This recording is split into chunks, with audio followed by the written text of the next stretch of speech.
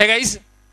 तो बेटा last lecture में we were about to discuss about what, back bonding, right. So हम लोगों ने काफी बॉन्ड पैरामीटर डिस्कस कर ले। हम लोगों ने bond length, bond order, bond angle, ठीक है, बॉन्ड एनर्जी, ये सब पैरामीटर डिस्कस कर लेते। Then I have taken a few examples of bond length, bond energy, bond angle. Bond angle तो हम लोगों ने काफी डिटेल में डिस्कस किया है because that is one of the important concept that has to be asked in examinations, ठीक है। बेटा बॉन्ड एंगल के ऊपर ना क्वेश्चन बहुत आता है। बॉन्ड एंगल के बहुत कंसेप्चुअल है, बॉन्ड लेंथ वो कंसेप्चुअल क्वेश्चन, तो इनके ऊपर क्वेश्चन आना बनता ही है, कोई भी एग्जाम ले लो। बॉन्ड एंगल के ऊपर तो बहुत बार पाया जा चुका है। Now the next thing is what, back bonding. तो back bonding is one of the important concept that will affect various parameters. बहुत सारे पैरामीटर्स को अफेक्ट कर देता है बैक बॉन्डिंग, ठीक है। सो कल मैंने जस्ट ब्रीफ दिया था, इसका स्टार्ट किया था हम लोगों ने, है ना। सो क्या बोला था मैंने, back bonding is what, back bonding is a transfer of pair of an electron, back bonding, back bonding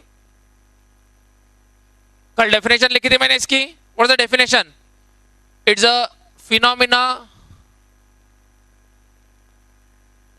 of transfer of pair of an electron from filled shell to unfilled shell of an adjacent atom. So adjacent atom है इसलिए ये intramolecular phenomena हो गया।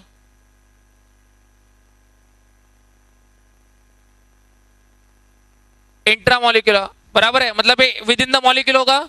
सो फिर मैंने इसके characteristic लिखे थे। व्हाट आर द कैरेक्टरिस्टिक, बेटा phenomena of transfer of pair of an electron from filled shell to unfilled shell, मतलब it's a coordinate bond, it's a coordinate pi bond, results in formation of coordinate pi bond। बाद में क्या लिखा था, one has to be electron deficient and another has to be electron rich, electron rich, ठीक है। Then it is a type of resonance only,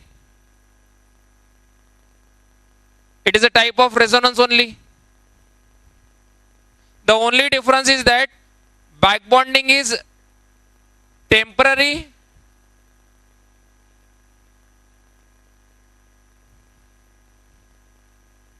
and resonance is what, permanent.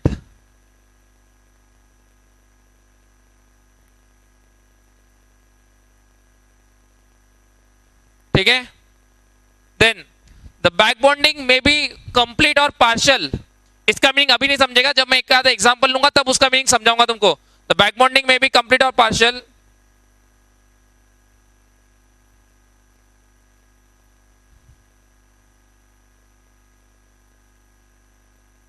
Complete और partial,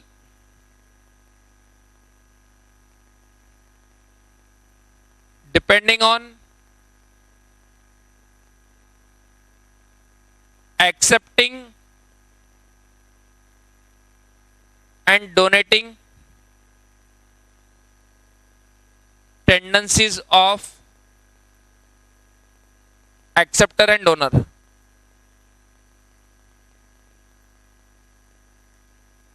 acceptor और donor के accepting और donating tendencies के हिसाब से it में भी पार्शियल और कंप्लीट, कंप्लीट भी हो सकती है, पार्शियल भी हो सकती है, ठीक है। Generally donor atoms, generally not necessary, donor atoms are of second period and acceptors are of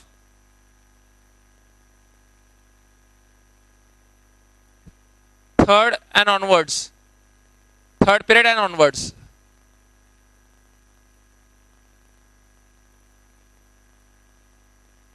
ठीक है। सो पहले बात करते हैं, तो if you start with the example, एकदम सिंपल सा एग्जांपल लेते हैं हम लोग, है ना। कि तुमको समझ में आएगा कि बैक बॉन्डिंग कैसे अफेक्ट भी करता है। अगर मैं बात करता हूं, मेरे पास 4 कंपाउंड है, ठीक है, I have 4 compounds given, BF3, BCl3, BBr3 and Bi3, ठीक है। अब देखो सब जो है sp2 है और all are incomplete octet, incomplete octet, incomplete octet. इसका मीनिंग क्या होगा? They all are Lewis acids, they are lone pair acceptors,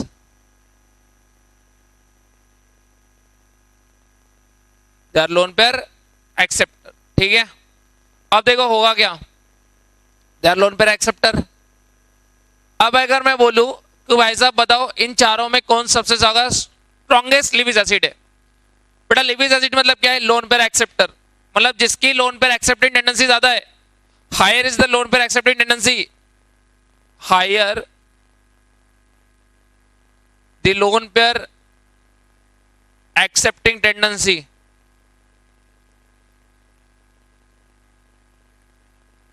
stronger the Lewis acid।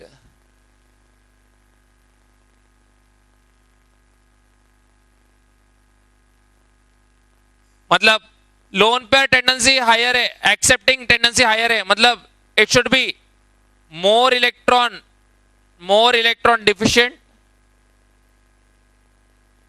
मतलब जितने इलेक्ट्रॉन डिफिशिएंसी ज्यादा, जितनी इलेक्ट्रॉन डिफिशिएंसी ज्यादा उतना stronger Lewis acid. higher the amount, higher the electron deficiency, stronger the Lewis acid। Clear?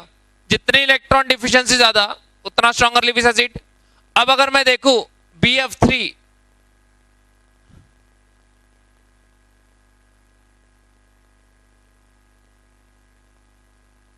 बेटा हर किसी को एक लोन पेयर की जरूरत है। इसके पास 6 इलेक्ट्रॉन है आउटर मोस्ट में, इसके पास भी 6 है, बाकियों के पास भी 6 है। इसको भी 2 इलेक्ट्रॉन चाहिए, इसको भी 2 चाहिए, इनको भी 2 और इसको भी 2। हर किसी को 2 इलेक्ट्रॉन चाहिए ही चाहिए, ठीक है, ऑक्टेट कंप्लीट करने के लिए। So that's why they are Lewis acids. अब मैं देखूं कि भाई किसकी जरूरत सबसे ज्यादा है। अगर ऐसे ही देखने जाऊं तो क्या दिखेगा मुझे? मैं बोलूंगा सर फ्लोरीन है यहां पे लगा हुआ, फ्लोरीन और खींचेगा बोरॉन से, फ्लोरीन और खींचेगा बोरॉन से। क्या बोल रहा हूं मैं? फ्लोरीन और खींच रहा है, बिकॉज बोरॉन और फ्लोरीन में कौन ज्यादा इलेक्ट्रोनेगेटिव बेटा? फ्लोरीन ज्यादा इलेक्ट्रोनेगेटिव है। और अगर इलेक्ट्रोनेगेटिविटी वैल्यूज की बात करते हैं, सो फ्लोरीन होता है 4, बोरॉन होता है 2, क्लोरीन होता है 3, बोरॉन 2, आयोडीन में, ब्रोमीन में 2.8, 2, 2.5, 2। तो कौन सबसे ज्यादा इलेक्ट्रोनेगेटिव है? फ्लोरीन इलेक्ट्रोनेगेटिव है। तो भाई अगर फ्लोरीन इलेक्ट्रोनेगेटिव है तो फ्लोरीन बहुत ज्यादा इलेक्ट्रॉन खींचेगा बोरॉन से, ये भी फ्लोरीन खींचेगा, ये भी खींचेगा और ये भी खींचेगा। खींच रहा है फ्लोरीन, तो बोरॉन की डिफिशिएंसी क्या कर रहा है? बोरॉन ऑलरेडी डिफिशिएंट है और फ्लोरीन और उससे इलेक्ट्रॉन खींच रहा है, तो बोरॉन की डिफिशिएंसी क्या हो रही है? बढ़ रही है। सो कहां पे बोरॉन मुझे बहुत ज्यादा डिफिशिएंट दिखेगा? In which case the boron is most deficient, the boron will be deficient in what? BF3। BF3 में बोरॉन सबसे ज्यादा डिफिशिएंट होगा, फिर BCl3 में होगा, फिर BBr3 में होगा और फिर Bi3 में होगा। So what is the Lewis acid character that I am getting over here? So यहां पे लिविस एसिड कैरेक्टर क्या आना चाहिए? BF3 greater than BCl3 greater than BBr3 greater than Bi3। ये आना चाहिए, बिल्कुल आना चाहिए, ऐसे बराबर है। सो मैं दे देता हूं बेटा, ये मैंने सोचा, कंसेप्ट लगा के, एक्सपेक्टेड है मेरा, ये ऐसा होना चाहिए। फिर मैं देखता हूं ऑब्जर्व, मतलब भाई अगर मैंने इनको लिविस बेस के साथ रिएक्ट कराया, अब इनको जरूरत है बेटा, और कोई तो लिविस बेस आएगा लोन पेयर डोनर। अगर इनमें मैंने लोन पेयर डोनर डाल दिया कोई तो एक लिविस बेस, तो जो जल्दी से एक्सेप्ट करेगा वो स्ट्रॉन्गर लिविस एसिड होगा। लेकिन जब मैं देखता हूं कि भाई इनके पास अगर मैं कोई लिविस बेस भेज रहा हूं तो सबसे ज्यादा lone pair acceptance tendency Bi3 की होती है। किसकी होती है? Bi3। तो ऐसे कैसे? BF3 होना चाहिए, लेकिन भाई लोन पेयर एक्सेप्ट कौन कर रहा है? Bi3। मतलब ऑब्जर्व ऑर्डर मुझे एग्जैक्टली क्या दिखता है? रिवर्स। ऑब्जर्व ऑर्डर मुझे एग्जैक्टली क्या दिखता है? रिवर्स।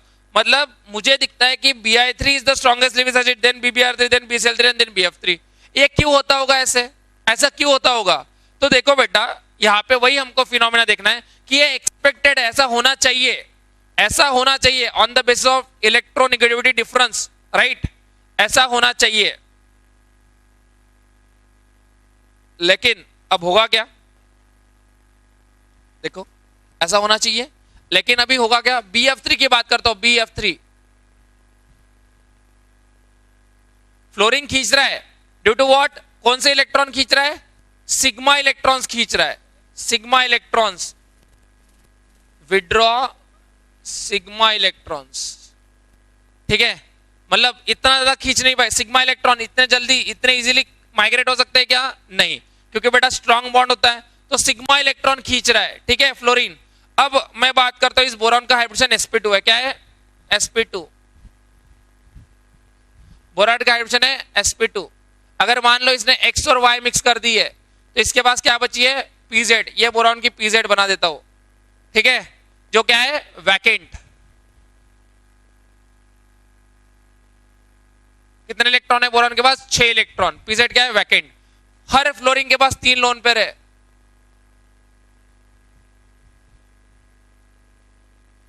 फ्लोरीन का होगा बेटा कॉन्फ़िगरेशन क्या होता है? Outermost configuration 2s2 2p5।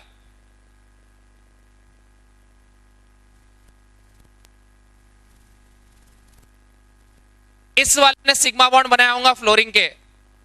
ये xy प्लेन में, मतलब ये इधर x होगी या तो y होगी, ठीक है?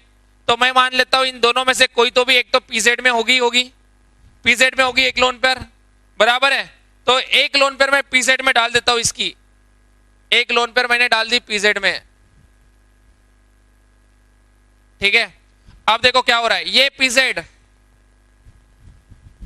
फुलफिल्ड है, ये pz वैकेंट है। मतलब क्या हो सकता है? इलेक्ट्रॉन डोनेशन हो सकता है, the transfer of pair of an electron from filled shell to unfilled shell of an adjacent atom. समझ में आया? The transfer of an pair of an electron from filled shell to unfilled shell of an adjacent atom. मतलब यहाँ पे क्या होगी? Back bonding होगी।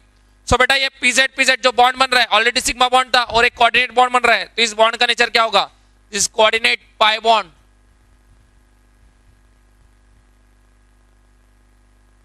Coordinate pi bond होगा। और इसका अगर मैं ओवरलैप देखता हूं तो फ्लोरीन की 2p पाई और बोरॉन की भी 2p पाई। तो what is the nature of pi bond form? 2p पाई। और पाई बॉन्ड का अगर स्ट्रेंथ का ऑर्डर देखते हैं तो क्या होता है? पाई बॉन्ड का स्ट्रेंथ का order 2p pi is greater than 2p pi 3d pi is greater than 2p pi 3p pi greater than 3d pi 3d pi, ठीक है, greater than 3d pi 3p pi greater than 3p pi 3p pi। तो ये सबसे strongest pi bond होता है 2p pi वाला। मतलब बेटा फ्लोरीन सिग्मा इलेक्ट्रॉन खींच रहा है, लेकिन फ्लोरीन पाई इलेक्ट्रॉन डोनेट कर रहा है। कौन से इलेक्ट्रॉन डोनेट कर रहा है? Pi electron. और पाई इलेक्ट्रॉन का इन्वॉल्वमेंट मतलब क्या होता है? रेजोनेंस। समझ में आई बात? सो पाई इलेक्ट्रॉन डोनेट कर रहा है, सिग्मा इलेक्ट्रॉन खींच रहा है। बेटर कौन ट्रांसफर कर सकते हैं हम लोग? पाई इलेक्ट्रॉन बेटर ट्रांसफर कर सकते हैं, because pi electron loosely held होते हैं। पाई इलेक्ट्रॉन लूजली हेल्ड होते हैं, तो पाई इलेक्ट्रॉन का डोनेशन सिग्मा इलेक्ट्रॉन के विड्रॉल से ज्यादा अच्छा होगा। तो यहां पे जो हो रहा है, ये पाई बॉन्ड बन रहा है, मतलब ये हो सकता है, तो बोरॉन की डिफिशियंसी कम हो सकती है। बेटा इसका कंट्रीब्यूटर होगा, जरूरी है क्या यही फ्लोरीन दे? नहीं, ये भी फ्लोरीन दे सकता है। जरूरी है क्या यही दे? नहीं, ये भी दे सकता है।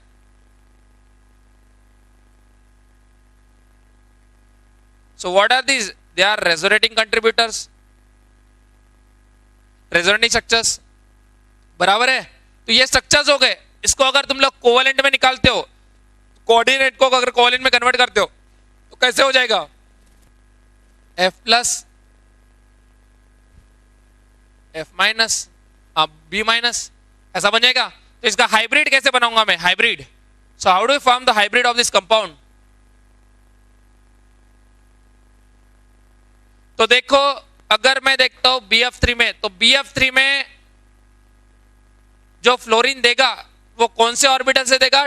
2p पाई 2p पाई। अगर BCl3 में भी होता है सो 2p पाई 3p पाई। अगर BBr3 करना चाहो सो 2p पाई 4p पाई, और Bi3 करना चाहो तो 2p पाई 5p पाई। तो बेटा ये तो वेरी वीक, मतलब स्ट्रेंथ काफी कम होगी। 2-4 overlap, strength very negligible. 2-5 very negligible. यहां पे थोड़ी बहुत हो सकती है वीक, और यहां पे strong, very strong. 2p pi overlap is the very strong. So बेटा बैक बॉन्डिंग के थ्रू दे रहा है और इलेक्ट्रोनिगेटिविटी डिफरेंस के थ्रू खींच रहा है, लेकिन ओवरऑल फ्लोरिंग क्या कर रहा है? दे रहा है। बिकॉज वो जो ओवरलैप हो रहा है वो कौन सा ओवरलैप हो रहा है? 2p पाई। और यहां पे तो उसको देने वाला कोई है ही नहीं। बोरॉन को आयोडीन दे पा रहा है क्या? नहीं दे पा रहा है, बिकॉज वो ओवरलैप बेटा स्ट्रॉन्ग है ही नहीं। सो बोरॉन की डिफिशियंसी सबसे ज्यादा कम कहां पे हो रही है? BF3 में हो रही है। Due to what? Back bonding. Due to back bonding, deficiency of boron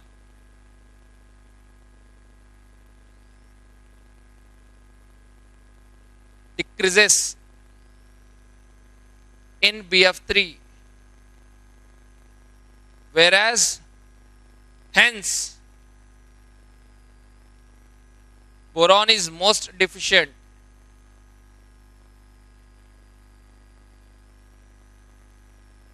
in case of Bi3. Therefore, the observed,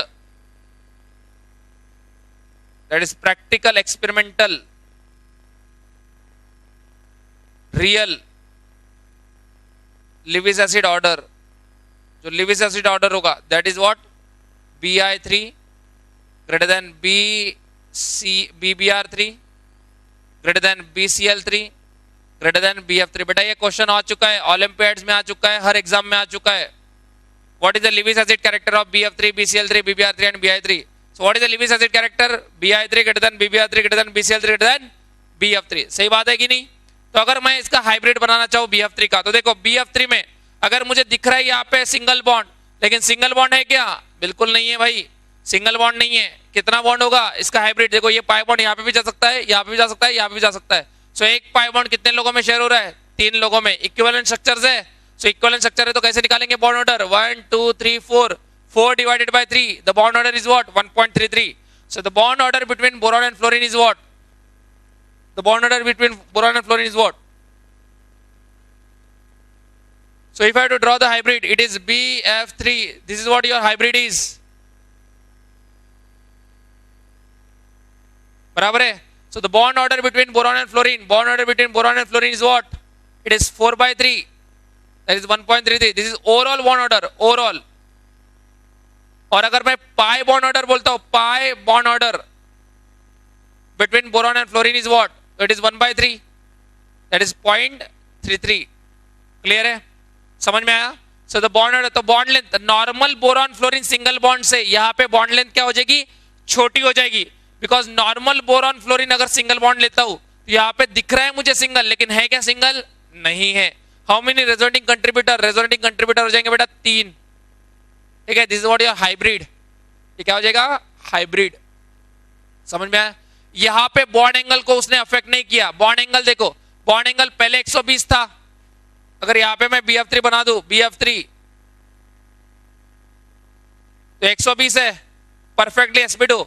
अभी भी sp2 ही होगा, 120 ही होगा। क्यों? अभी भी double bond repulsion, double bond repulsion, atoms same है। So now also 120। So bond angle is not affected due to back bonding. What are the factors which are affected due to back bonding? Lewis acid strength, bond length, bond energy. These are the parameters which are affected due to what? Back bonding. Okay? We'll see that and I'll write that. लिख दूंगा मैं उसको यहाँ पे।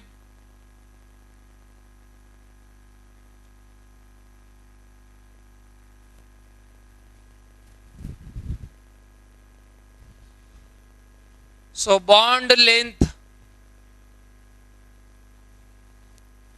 bond energy, bond order,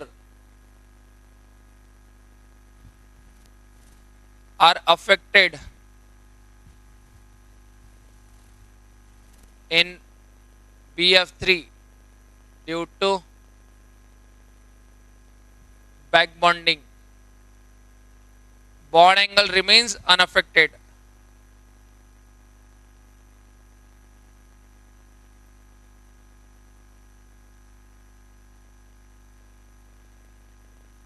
Bond angle remains unaffected.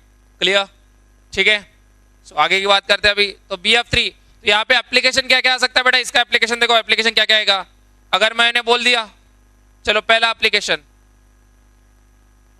Compare the bond length.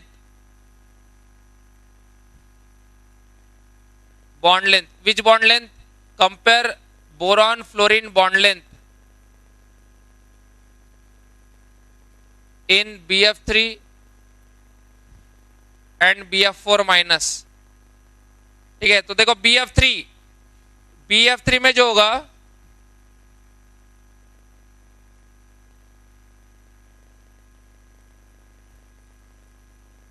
BF3 में जो होगा वो क्या होगा?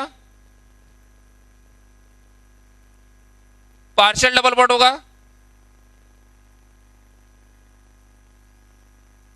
और BF4 माइनस में जो होगा, यहां पे बॉन्ड ऑर्डर कितना होगा? 1.33. यहां पे बॉन्ड ऑर्डर, यहां पे बैक बॉन्डिंग होगी क्या? नहीं होगी. Boron is rich. Boron 1 2 3 4, boron का ऑक्टेट कंप्लीट है, फ्लोरीन का भी कंप्लीट है, तो यहां पे back bonding, no back bonding.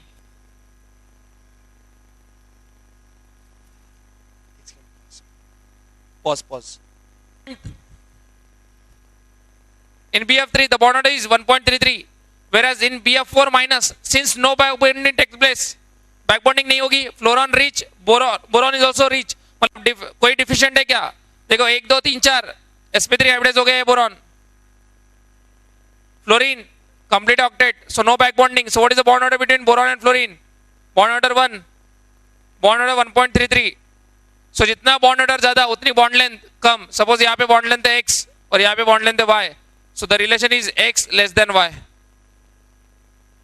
x less than y. समझ में आ गई बेटा बात? क्लियर है? समझिए. So यहाँ पे ये bond length जो है तुम्हारी y, ये x से बड़ी होगी. ये भी सिंगल दिखने में है, लेकिन ये सिंगल होती है क्या? नहीं. It is a partial double bonded character. It is a partial double bonded character. और इसका एप्लीकेशन कैसे देख सकते हैं हम लोग? Back bonding in Lewis acid का हम लोग बोल सकते हैं, अगर मैंने कोई NH3 लेके आया, which will react more faster, which will react faster with NH3.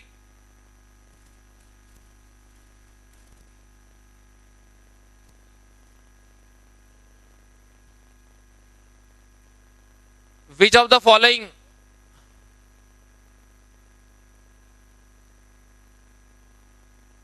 form stronger complex with NH3? NH3 के साथ स्ट्रॉन्गर कॉम्प्लेक्स कौन बनाएगा? So it will form Bi3 greater than B, Br3 greater than Bc and BF3. तो बेटा NH3 कौन है? Lewis base है. NH3 कौन है? लिविस बेस है. क्लियर? सो NH3 लिविस बेस है और इनको देखना पड़ेगा कौन स्ट्रॉन्गर लिविस एसिड है. देन और एक क्वेश्चन आ सकता है, which is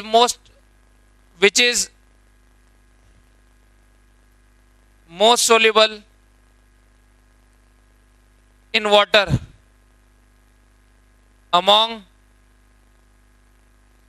BF3, BCl3, BBr3, Bi3. Which is most soluble in water? So the answer is what? Again Bi3. Again water is what? Water is Lewis base. Lewis base. Water is Lewis base. Water is Lewis base. So water is Lewis base implies that what? They'll act as a Lewis acid. So which will be better? It is Bi3. Bi3 and water interaction will be the highest among all these. So Bi3 is the most water soluble. Okay. So this is what the one of the example of back bonding. हम लोग अभी धीरे धीरे पढ़ते हैं back bonding के बाकी example. ठीक है.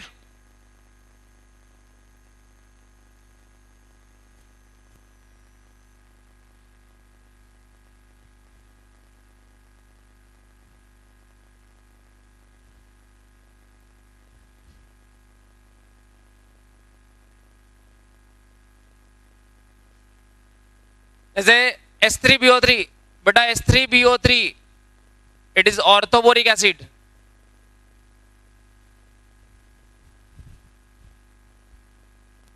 अब H3BO3 जो होता है वो लिविस एसिड होता है। क्या होता है? Lewis acid, monoprotic Lewis acid. Monoprotic, एक प्रोटॉन देता है लेकिन खुद से नहीं देता है, वाटर से देता है। वो तुमको आ जाएगा, यहाँ पे भी एक्सप्लेन कर सकता हूँ बोलना, तो कोई दिक्कत नहीं है। देखो H3BO3 is a monoprotic Lewis acid. कैसा होगा इसका स्ट्रक्चर? देखो BOH OH OH, ये हो गया monoprotic Lewis acid. Boron deficient दिख रहा है यहाँ पे, देखो बोरॉन का हाइड्रोजन sp2। ऑक्सीजन भी क्या दिख रहा है? ऑक्सीजन दिख रहा है sp3। ऑक्सीजन क्या दिख रहा है? sp3। 1 2 3 4 sp3 दिख रहा है, लेकिन देखो बोरॉन के पास क्या होगी? वैकेंट p, और ऑक्सीजन के पास है लोन पेयर। तो बेटा इस लोन पेयर को हम लोग क्या कर देंगे? लोन पेयर को कर देंगे ट्रांसफर, किसके? बोरॉन के p में। मतलब ये जो एक लोन पेयर चलेगी, ये किस में चलेगी? Pure p orbital. कौन से? इसमें प्योर p। तो ऑक्सीजन का हाइब्रिडेशन क्या हो गया? ऑक्सीजन का हाइब्रिडेशन हो गया sp2। ऑक्सीजन का हाइब्रिडेशन क्या हो गया? sp2। बिकॉज पाई बॉन्ड बनाने के लिए, पाई बॉन्ड के लिए मुझे कौन नेसेसरी होती है? Pure orbital. तो बेटा जरूरी है कि ये ऑक्सीजन दे ना, ये भी दे सकता है, ये भी दे सकता है। सो इन H3BO3 boron and oxygen both are sp2 hybridized, both are sp2 hybridized। और इसका हाइब्रिड कैसे बनेगा? Similar to this BF3। ठीक है, ये हाइब्रिड बन जाएगा तुम्हारा ऐसे। क्लियर है? सो what is bond order? Boron oxygen bond order is what? 4/3 1.33। Boron oxygen bond order is 1.33। सो दोनों के दोनों क्या हो गए? यहाँ पे क्या हो गए? sp2 हाइब्रिडाइज हो गए। क्लियर? सो अब देखो यहाँ पे ये जो BOB, ये बॉन्ड एंगल पहले भी 120 है, अभी भी 120 है, लेकिन ये जो है ये sp3 दिख रहा है। अगर बैक बॉन्डिंग नहीं हुई तो क्या होगा? sp3। लेकिन बैक बॉन्डिंग तो हो रही है, तो हर ऑक्सीजन क्या हो गया? sp2। So here angle OBO equal to 120 and which is unaffected, which is unaffected, but angle HOB, angle HOB is affected। समझ में आया? बिकॉज जो sp3 से कहां पे जा रहा है? sp2 में जा रहा है। sp3 से कहां पे जा रहा है? sp2। सो बेटा sp3 से sp2 में गया तो एंगल तो बढ़ ही जाएगा। समझ में? एग्जैक्टली 120 नहीं आएगा, लेकिन it is intermediate between 109 and 120, इसके बीच में होगा। क्लियर है? It is intermediate between 120 and 109.5। Clear? So ये एंगल है BOH HOB angle, that is affected, but OBO angle is not affected due to back bonding. Clear? Clear? तो ये क्या कर रहा है? बेसिकली बैक बॉन्डिंग तो क्या है? टेम्पररी है। तो ये बोरॉन जो है ये डिफिशिएंट है, तो ये बाहर से इलेक्ट्रॉन पेयर एक्सेप्ट कर सकता है, इसलिए कौन है? Lewis acid. तो H3BO3 में हो रही है बैक बॉन्डिंग। अब होता क्या है कि अगर ये H3BO3 है, अगर इसको तुम लोग पानी में डाल दोगे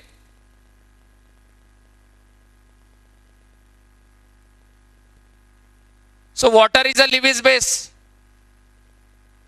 और H3BO3 is a Lewis acid, तो ये पेयर देगा इसको। ठीक है, तो इसने कॉम्प्लेक्स बनाया।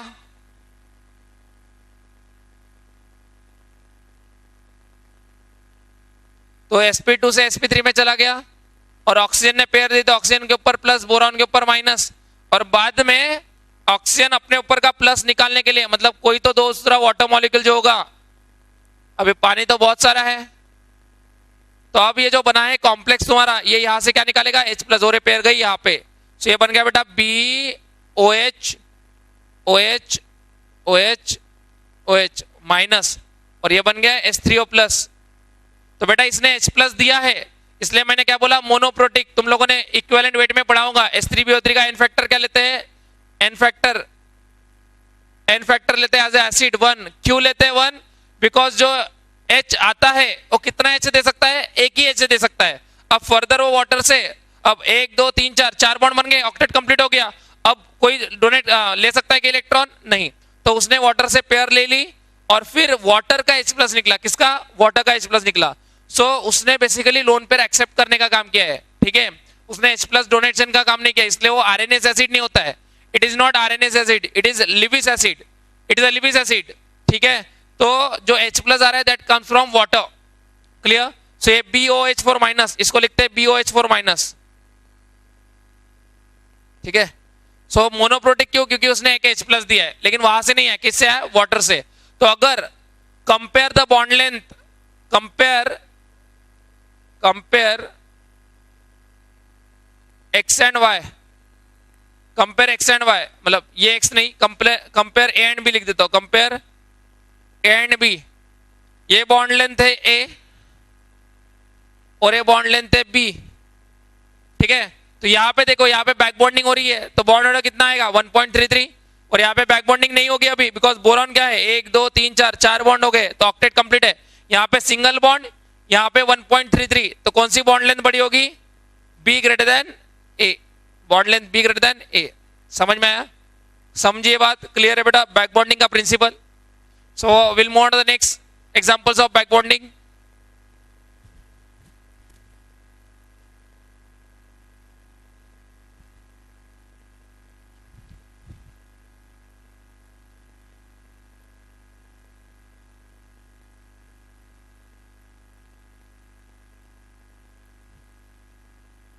सो देखो, हाइब्रिडाइजेशन को भी अफेक्ट कर लिया था बैक बॉन्डिंग ने, करेक्ट है कि नहीं, hybridisation also affected due to back bonding, correct.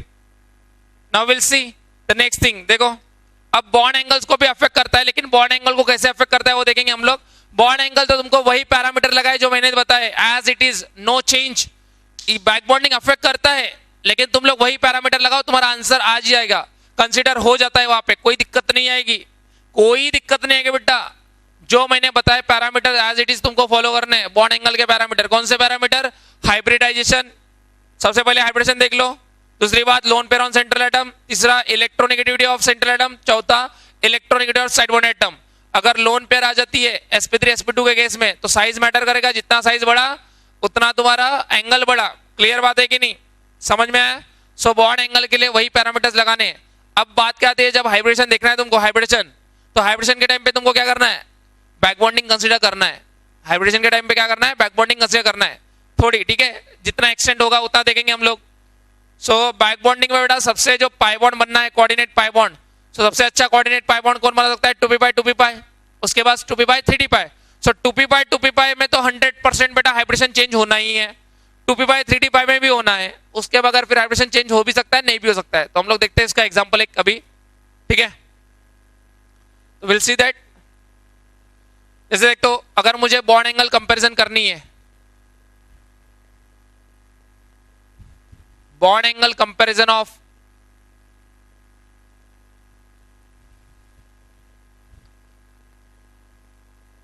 Bond angle comparison of what, H2O, OF2 and Cl2O, हम लोग पैरामीटर्स लगाएंगे।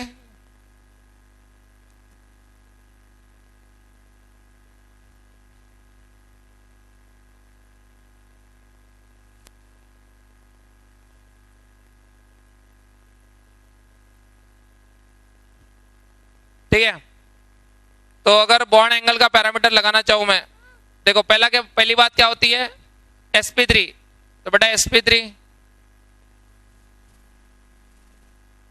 ठीक है, फिर 2,2, फिर ऑक्सीजन, ठीक है, और फिर side bonded hydrogen, fluorine, chlorine, तो ये फैक्टर तो सेम है। तो बात आ जाएगी यहां पे, अब मैंने क्या बोला है कि अगर देखो, अगर ये फैक्टर मिस करते हो तो फिर गलत हो जाएगा तुम्हारा। अभी जो मैं फैक्टर बोल रहा हूं, मैंने क्या बोला है, sp3 और sp2 के केस में अगर साइड वाले का साइज बढ़ जाता है तो पहला फैक्टर तुम्हारा साइज आएगा। मतलब अगर तुम लोग मेरे कंसेप्ट के हिसाब से जाते हो, जो मैंने बताया एज इट इज, तो तुम्हारा आंसर गलत नहीं आएगा। अगर तुम लोग देखते हो तो सबसे बड़ा कौन है, Cl, और फ्लोरीन और हाइड्रोजन हम लोग सेम ही मान लेते हैं, बिकॉज फ्लोरीन सबसे छोटा और हाइड्रोजन भी सबसे छोटा, तो उनके साइज में डिफरेंस नहीं है। तो अगर क्लोरीन सबसे बेटा बड़ा है, बिकॉज सेकंड पीरियड के ऊपर थर्ड वाला पीरियड आ गया, तो तुम्हारा आना क्या चाहिए? अगर वो फैक्टर यूज करते हो तो, अगर ओ मिस कर दिया तो गलत हो जाएगा आंसर। अगर ओ यूज करते हो तो Cl2O आएगा बड़ा बराबर, Cl2 आएगा तुम्हारा। फिर फ्लोरीन और हाइड्रोजन में फ्लोरीन ज्यादा खींचेगा तो electronegativity of side bonded atom increases, bond angle decreases, मतलब क्या आएगा? H2O OF2 ये आना चाहिए। और ये करेक्ट भी है, ये करेक्ट है, क्योंकि हम तुम लोगों ने एकदम प्रिसाइज किया, जैसे मैं बताया वैसे अगर तुम लोग किए तो तुम्हारा आंसर गलत नहीं आएगा। लेकिन अगर तुम लोगों ने साइज वाला फैक्टर छोड़ दिया, तो अगर तुम लोग डायरेक्टली इलेक्ट्रोनेगेटिविटी पे आ गए, तो अगर तुम लोग डायरेक्टली इलेक्ट्रोनेगेटिविटी पे आते हो तो तुम्हारा आंसर क्या आएगा? देखो, if you are going to use the electronegativity concept directly, मैं क्या बोलूंगा? सबसे लेस इलेक्ट्रोनेगेटिव कौन है? हाइड्रोजन। तो ये आएगा H2O पहले, फिर आएगा Cl2O और फिर आएगा OF2। तो बेटा ये गलत हो जाएगा ना? समझ में आया कि नहीं? ये आंसर गलत आता है। क्यों? ऐसा आना चाहिए based on direct electronegativity concept, ठीक है, लेकिन ऐसा नहीं आता है। जब हम लोग मेजर करते हैं एंगल, तो हमको पता है H2O में 104.5, OCl2 में 1110.8 एंड OF2 में it is almost around 12 degree 102। तो सबसे बड़ा कौन आ रहा है? OCl2। अब ये होता क्यों है वो देखेंगे हम लोग। OCl2 बड़ा क्यों आता है? तो पहला फैक्टर तो बेटा साइज मतलब स्टीरिक क्राउडिंग, स्टीरिक मतलब बल्कि, जितना बड़ा उतना रिपल्शन ज्यादा। अगर ये ऐसा है और ये एटम बड़ा है और ये एटम बड़ा है, तो इनमें रिपल्शन होगी तो एंगल बढ़ जाएगा ऐसे, ठीक है। सो अब देखो होता क्या है, but I will give the another reason for that and that is what the back bonding is. अब होता क्या है कि OCl2 में OH2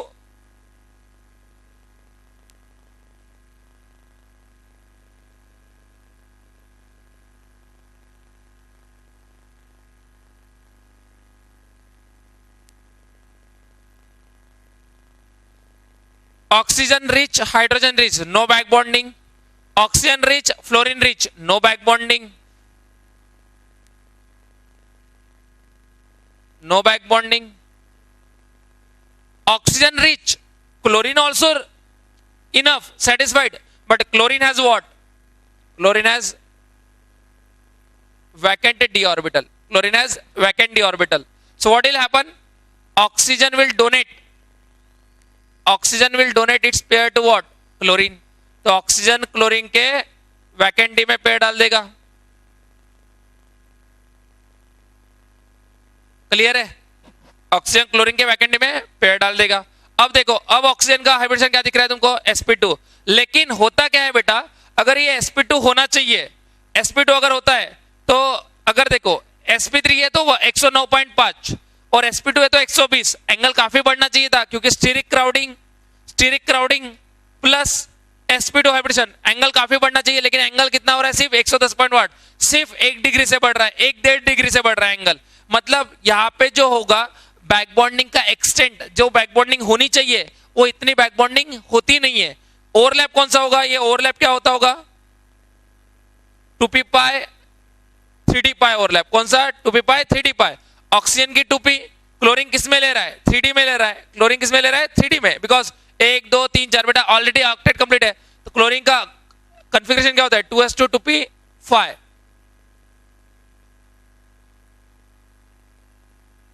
तो ये बच गया है तुम्हारा, बराबर है, इसलिए सिग्मा बॉन्ड बनाया। अब उसका पड़ी क्या है? Vacant D. वैकेंट क्या है? डी। तो क्लोरीन किस में लेता होगा? डी में लेता होगा। तो ये जो पाई बॉन्ड बन रहा है इसका नेचर क्या हो रहा है? 2p पाई 3d पाई। लेकिन होता क्या है क्लोरीन में वो समझो बेटा। ये बैक बॉन्डिंग होनी चाहिए, सही बात है, बिल्कुल सही है। मैं हाइब्रिडेशन sp2 बोल भी सकता हूं, लेकिन यहाँ पे जो एक्सटेंट ऑफ बैक बॉन्डिंग होगा, बैक बॉन्डिंग जितनी होनी चाहिए वो बहुत कम होगी। क्यों कम होगी? The extent of back bonding is very less. Why very less? Because chlorine के पास जो 3 लोन पेयर है, इस क्लोरीन के पास भी 3 लोन पेयर है, वो आने वाले इलेक्ट्रॉन को क्या करेंगे? रिपेल। और क्लोरीन यहाँ पे एक्चुअल में बहुत ज्यादा डिफिशिएंट है क्या? नहीं है। क्लोरीन बहुत ज्यादा डिफिशिएंट नहीं है, क्योंकि क्लोरीन के पास 8 इलेक्ट्रॉन है। क्लोरीन के पास 8 इलेक्ट्रॉन है। क्लोरीन वैकेंट डी की वजह से डिफिशिएंट हो रहा है। तो यहाँ पे 3 जो लोन पेयर है क्लोरीन के ऊपर, वो आने वाले लोन पेयर को क्या करेंगे? रिपेल करेंगे। आने वाले लोन पेयर को क्या करेंगे? रिपेल करेंगे। सो that's why the extent of back bonding is what? Very less. समझ में आया? तो बैक बॉन्डिंग हो रहा है लेकिन उसका एक्सटेंट क्या है, बहुत कम है। इसलिए बेटा जब OCl2 के हाइब्रिडेशन की बात करते हैं तो हम लोग इसके हाइब्रिडेशन को sp3 ही मानते हैं। क्या मानते हैं? sp3। And we are just saying कि the bond angle increases, bond angle increases due to what? It is increases due to steric crowding of chlorine atoms and back bonding, but very less extent. Back bonding तो हो रहा है लेकिन हम लोग उसका extent बहुत कम मान रहे, इसलिए हम लोग कंट्रीब्यूटर, बिकॉज बेटा हाइब्रिड होगा, इसका हाइब्रिड होगा। देखो, और जो मैंने लिखा था ना complete and partial, complete back bonding and partial back bonding, उसका मीनिंग देखो, सवाल आना चाहिए यहाँ पे। सवाल क्वेश्चन क्या बनना चाहिए पता है? सर ये लोन पेयर इस क्लोरीन के पास जा रही है तो ये लोन पेयर भी तो इस क्लोरीन के पास जानी चाहिए, ऐसा सवाल आना चाहिए। सर दोनों के दोनों होने चाहिए, ये भी लोन पेयर ऑक्सीजन के पास और एक लोन पेयर है उसने भी देनी चाहिए। तो बेटा अगर वो भी लोन पेयर देता था तो उसको बोलते कंप्लीट बैक बॉन्डिंग, लेकिन नहीं होगी। क्यों नहीं होगी? बिकॉज क्लोरीन डिफिशिएंट नहीं है बहुत ज्यादा और ऑक्सीजन देने में इतना ज्यादा अच्छा महसूस नहीं करेगा। क्यों? अगर ऑक्सीजन ने इधर भी दे दिया तो कोऑर्डिनेट बॉन्ड की वजह से ऑक्सीजन के ऊपर चार्ज क्या आएगा? +2, और oxygen is one of the most electronegative element जो अपने ऊपर +2 नहीं लेगा, क्योंकि क्लोरीन लेना नहीं चाह रहा है। क्लोरीन लेना नहीं चाह रहा है, तो क्लोरीन जब लेना नहीं चाह रहा है तो ऑक्सीजन देने की कोशिश क्यों करेगा? यहाँ पे समझ में आ रहा है? तो यहाँ पे बैक बॉन्डिंग का एक्सटेंट बहुत कम है, तो इस वजह से एंगल थोड़ा सा ही बढ़ता है। So the hybridisation of this oxygen is considered to be what? sp3। sp2 नहीं बोलेंगे, यहाँ पे चेंज नहीं हो रहा है हाइब्रिडेशन, समझ में आ रहा है? बिकॉज बैक बॉन्डिंग का एक्सटेंट बहुत अच्छा नहीं हो रहा है। क्लियर हो गई बेटा बात? क्लियर है? सो OCl2 में होती तो है बैक बॉन्डिंग लेकिन बहुत कम। इसका हाइब्रिड ऐसे बना सकते हो तुम लोग,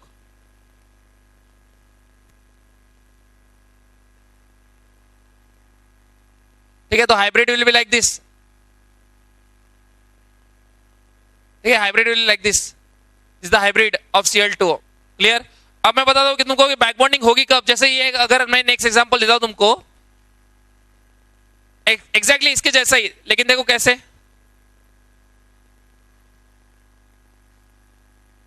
OSiH3 बेटा ORO, ये ऑर्गेनिक कंपाउंड, ये क्या होता है? ईथर, ईथर, ठीक है? तो जैसे मैं देखता हूं this is dimethyl ether, dimethyl ether, and वैसे ही डाइसिलिल ईथर, SiH3 SiH3 CH3 की जगह डाइसिलिल ईथर। अब देखो इसमें तो बैक बॉन्डिंग का सवाल है ही नहीं, efficient efficient efficient efficient, no back bonding. लेकिन इसमें देखो ऑक्सीजन के पास लोन पेयर, ऑक्सीजन के पास लोन पेयर और सिलिकॉन के पास वैकेंट डी, वैकेंट डी। तो बेटा इस केस में बैक बॉन्डिंग हो जाएगी, इस केस में बैक बॉन्डिंग हो जाएगी।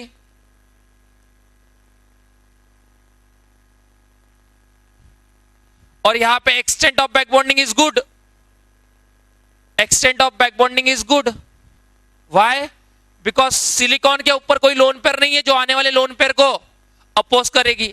समझ में आया? यहां पे extent of back bonding is good. So the because since silicon has no lone pair which will repel the incoming lone pair, जो लोन पेयर आने वाली है। लेकिन यहाँ पे भी पार्शियली है, पार्शियल मतलब ये लोन पेयर नहीं जा रही है तुम्हारी इधर। क्यों? सिलिकॉन पूरी तरीके से डिफिशिएंट नहीं है, सिलिकॉन जो डिफिशिएंट है वो वैकेंट डी की वजह से डिफिशिएंट है, ना कि अपने इनकम्प्लीट ऑक्टेट की वजह से। समझ में आया? सो सिलिकॉन डिफिशिएंट है लेकिन वैकेंट डी की वजह से, तो यहाँ पे ऑक्सीजन का हाइब्रिडेशन जो होगा बेटा extent of back bonding is very good.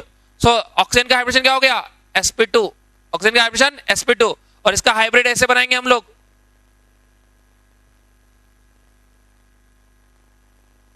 और ये जो एंगल मिलता है, ये एंगल मिलता है बेटा 144 डिग्री। अरे भाई साहब इतना एंगल कैसे क्या बढ़ गया? इतना एंगल, चलो मान लिया sp2 होगा, sp2 मतलब कितना होना चाहिए? 120 डिग्री, sp2 मतलब 120 डिग्री। ये एंगल कितना बढ़ गया? 144, 120 के पार चला गया। क्यों? बिकॉज बेटा बड़े बड़े ग्रुप है ना, सेकंड पीरियड के एलिमेंट पे तुम लोगों ने बड़े बड़े ग्रुप लगा दिए यहाँ पे और यहाँ पे, ये कैसे होगा? खुल जाएगा एंगल। समझ में?